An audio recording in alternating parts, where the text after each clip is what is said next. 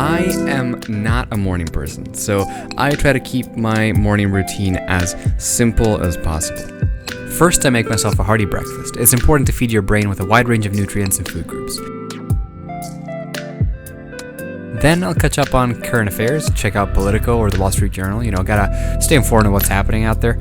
And after that, it's time to get to work. I start by checking my messages on Slack and email. They're usually empty. I reply to everything before I leave the previous day, and data scientists don't get drowned in emails most of the time anyway. After that, I get straight into modeling. I have a high-level roadmap of projects and models that I have to get done over a long interval, usually 3 to 6 months, but the order in which I approach them and the math I use is up to me for the most part, and I really love that. At the start of each day, I'll brainstorm a bunch of model extensions and fixes that I want to cover, then gradually rule out the more time-consuming or low-impact ones until I'm left with 1 to 3 initiatives I can get to before I clock off. Once I know what I'll be doing, I start coding it. To give you a sense of what I actually code, I'm a data scientist at a last-mile delivery company. We deliver food, groceries, and retail goods from the store or restaurant to your house in a matter of hours. Most of my work revolves around building machine learning models that can consume huge amounts of historical data and then spit out some decision or some insight on how to make our deliveries better and more efficient. I usually keep working on machine learning models and statistical models for most of the morning and then break for lunch, which is often just a hasty sandwich because I hate to actually interrupt my workflow.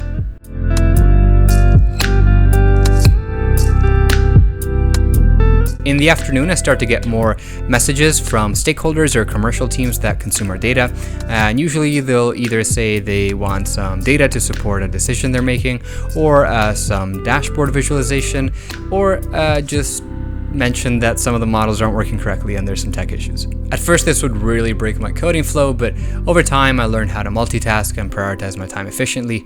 At least that's what I say in job interviews. Towards the end of the day, I'll wrap up everything I did and condense it all into some actual results. So if I did any kind of analytics, then I'll summarize it in a dashboard and share it with whoever finds it interesting. If I build some new model applications, I'll do a write-up explaining how they work and add documentation, and just push any new models or code that I have to GitHub. And that's my workday. After work, I'll usually decompress a little with video games. For the last year, I've been very into real-time strategy games, particularly Age of Empires, and I'll play 1 online game of that, or 2 if I lose, or 3 if I lose twice. You get the picture. I'm very competitive. I know it's late, but I'm European, and this is dinner time, so I'm gonna make myself something to eat.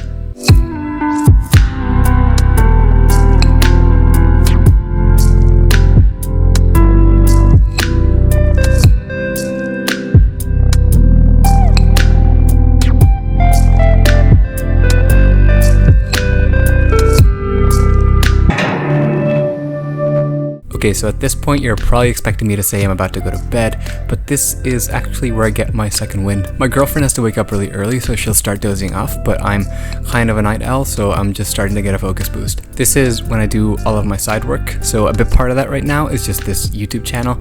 I usually code the actual models and film all the footage on weekends, but I do most of the editing and the color grading and thumbnails after work in the evening. That whole process takes forever, so feel free to subscribe if you like what you see. After a bit of YouTube, I'll usually do a bit of self-learning.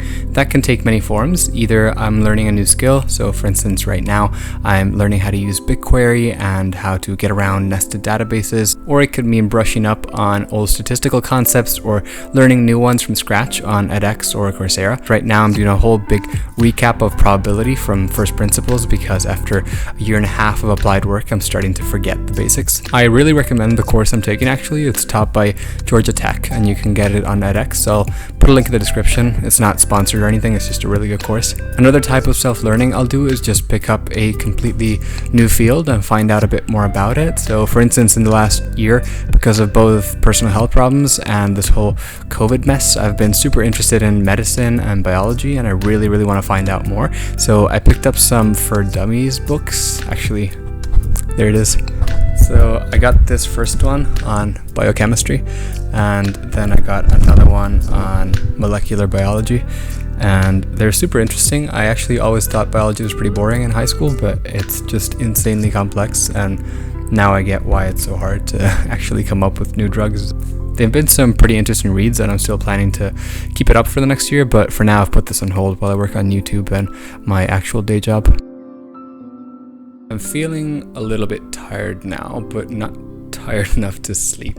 Now it's a bit too late to absorb any new information or learn from textbooks or read, so at this point any self-learning kind of stops, but I do feel like I still have a half hour or hour in me of work, and I'll usually spend that on some research projects. Right now I'm working, for instance, on hyperparameter tuning in machine learning models. So every machine learning model has a set of parameters that govern how it works. For instance, in a simple linear regression, that would just be the coefficients of the regression.